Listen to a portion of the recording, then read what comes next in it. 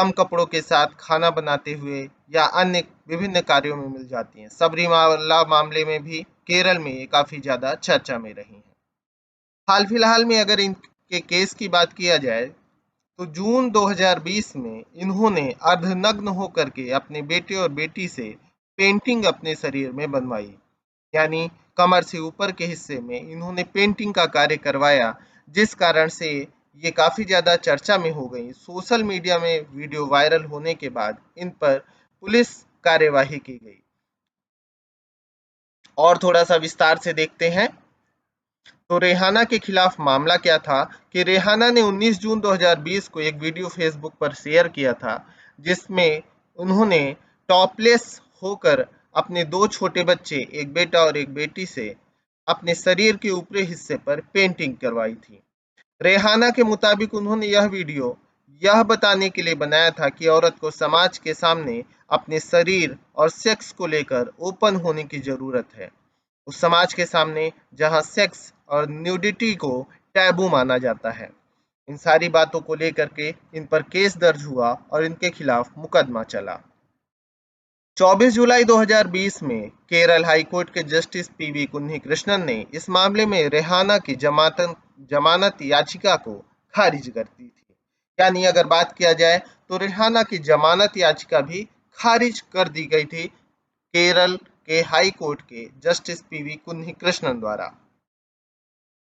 लेकिन हाल फिलहाल में 5 जून ने के केस में हाई कोर्ट ने उन्हें बरी किया। आगे विस्तार से देखते हैं कि रेहाना की जमानत याचिका खारिज कर दी थी, लेकिन केरल हाई कोर्ट ने सेमी न्यूड बॉडी पेंट करवाने केस में एक्टिविस्ट रेहाना फातिमा को हाल फिलहाल बरी कर दिया है। यानी वर्तमान में अगर बात करें तो रेहाना फातिमा को बरी कर दिया है। जस्टिस कौसर एडप्पागत ने फैसला सुनाते हुए कहा कि नग्नता को अश्लीलता या अनैतिकता में बांटना गलत है। 24 जुलाई 2020 के पीवी कुन्हीकृष्णन ने जब जमानत याचिका खारिज कर दी थी, उसके बाद केरल हाईकोर्ट ने सेमी न्यूड बॉडी पेंट करवाने के केस में एक्टिविस्ट रेहाना फातिमा को बरी कर दिया है। जस्टिस कौसर ने कहा कि नग्नता को अश्लीलता या नैतिकता में बांटना गलत है। नग्नता को सेक्स से नहीं जोड़ना चाहिए या जोड़ा जाना चाहिए। महिला का शरीर केवल ऊपरी हिस्सा नग्न होना कामुकता नहीं है। इसी तरह किसी महिला की न्यूड बॉडी का वर्णन या चित्रण भी हमेशा सेक्सुअल या अश्लील नहीं होता है। तो अगर हम बात करें तो केरल हाई कोर्ट के द्वारा न्यूडिटी की एक नई परिभाषा लोगों के सामने आई है, जो काफी ज्यादा चर्चा में है। रेहाना ने अपने नाबालिग बेटे और बेटी से बॉडी पेंट करवाने का वीडियो सोशल मीडिया पर अपलोड किया था। इसके कारण उन पर Kerala state commission for protection of child rights POCSO act के तहत 2 केस दर्ज किए गए थे। अब कोर्ट से राहत मिलने के बाद रेहाना फातिमा ने कहा कि ये लड़ाई उनसे ज्यादा उनके बच्चों के लिए मुश्किल रही। उन्होंने कहा 3 साल बाद साबित हो गया कि मैंने जो किया वो गलत नहीं था। जो भी मैंने मैसेज दिया वो गलत नहीं था। हमारे समाज में मर्द बिना शर्ट के बाहर घूम सकते हैं, लेकिन महिलाओं के लिए हर समुदाय में तौर तरीके हैं। हमें हमारी सोच को बदलने की आवश्यकता है, जरूरत है। कुल मिलाकर के बात करें तो हाल फिलहाल में आपके महिलाओं को लेकर के भी एक नई चर्चा जन्म ले चुकी है समाज में। हालांकि वास्तविकता ये है कि समय के साथ चीजें बदलती हैं, नई परिभाषाएं हमारे सामने आती हैं।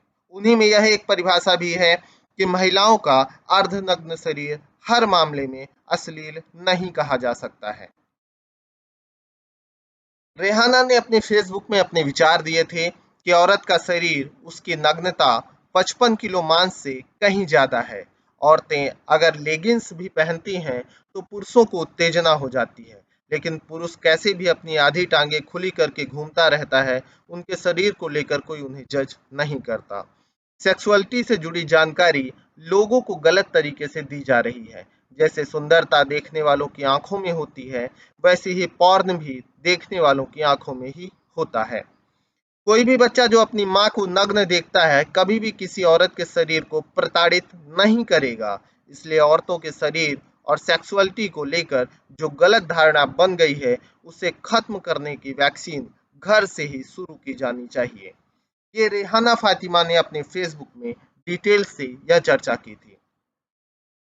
हालांकि वर्तमान में अगर बात करें तो काफी हद तक ये परिभाषा सही भी साबित होती दिखती है, जिसे केरल हाई कोर्ट ने इस पर अपनी मुहर भी लगाई है कि समय के साथ चीजें बदलनी चाहिए और उस पर सुधार किया जाना चाहिए।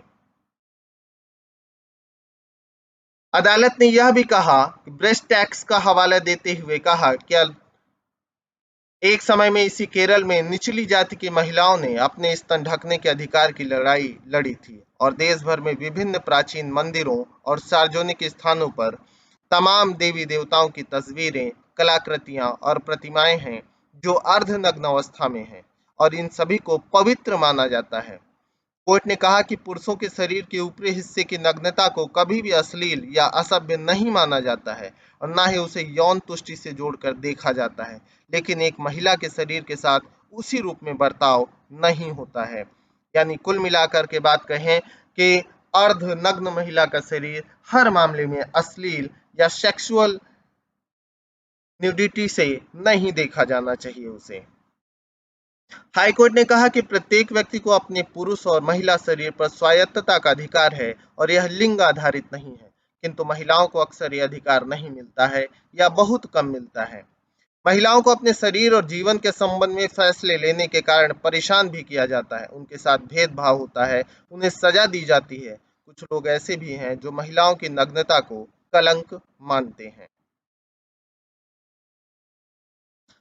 रेहाना फातिमा के बारे में जान लेते हैं कि 30 मई को 1986 को जन्मी 34 साल की रेहाना फातिमा हमेशा सुर्खियों में रहती हैं। सेक्सुअलिटी को लेकर खुलकर अपनी बात रखने वाली रेहाना एक यूट्यूब चैनल चलाती हैं, जिसमें वो अपने किचन में अक्सर बेहद कम कपड़ों पर किचन में खाना बनाते हुए नजर आती हैं। वो सबरीमाला मंदिर में प्रवेश को लेकर के भी चर्चा में रही थी। साल 2018 में केरल पुलिस रेहाना फातिमा समेत 2 महिलाओं को सबरीमाला मंदिर तक लेकर गई थी। भारी विरोध के चलते लौटना पड़ा था। रेहाना सबरीमाला मंदिर में प्रवेश को लेकर 2018 में 18 दिन की जेल की सजा भी काट चुकी हैं। रेहाना फातिमा मलयाली मॉडल और एक्टिविस्ट हैं। इसके अलावा रेहाना फातिमा 2014 में मॉरल पुलिसिंग के विरोध में हुए किसी किस ऑफ लव आंदोलन का हिस्सा भी रह चुकी हैं। नग्नता और अश्लीलता में अंतर है। सेमी न्यूड फोटो केस में केरल हाई कोर्ट ने सामाजिक कार्यकर्ता रेहाना फातिमा को पूरी तरह राहत दी है। बता दें कि कुछ महीनों पहले रेहाना सुर्खियों में आ गई थी। इन्होंने अर्धनग्न शरीर में अपने नाबालिग बेटे और बेटी से शरीर पर पेंटिंग बनवाई थी। यह वीडियो सोशल मीडिया पर खूब शेयर की गई थी। इसके बाद उनके खिलाफ पॉक्सो किशोर न्याय और सूचना प्रौद्योगिकी आईटी अधिनियम के तहत विभिन्न प्रावधानों के तहत मुकदमा दर्ज किया गया था। रेहाना अपने शरीर को केवल कैनवास के रूप में इस्तेमाल कर रही हैं, कोर्ट ने यह कहा। न्यायमूर्ति कौशल एडप्पागत ने कहा, यह अनुमान लगाना संभव नहीं है कि उन्होंने अपने बच्चों का उपयोग किसी यौन कृत्यों के लिए किया था। अदालत ने कहा कि उन्होंने केवल अपने शरीर को कैनवास के रूप में इस्तेमाल करने की अनुमति दी ताकि उनके बच्चे पेंटिंग कर सकें।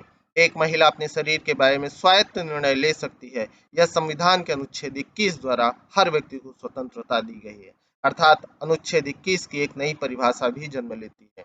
आप चित्र में देख सकते हैं कि रेहाना किस प्रकार से अपने शरीर में पेंटिंग करवा रही हैं। भारत में अश्लीलता फैलाना अपराध है। भारतीय दंड संहिता आईपीसी की धारा 292, 93 और 94 और सूचना प्रौद्योगिकी अधिनियम की धारा 67 अश्लीलता के अपराध की बात करती है। इस तो भारतीय संविधान में आईपीसी की धारा 292, 293 और 294 और आईटी की धारा 67 के तहत अश्लीलता के अपराध की बात की जाती है। लेकिन इस नए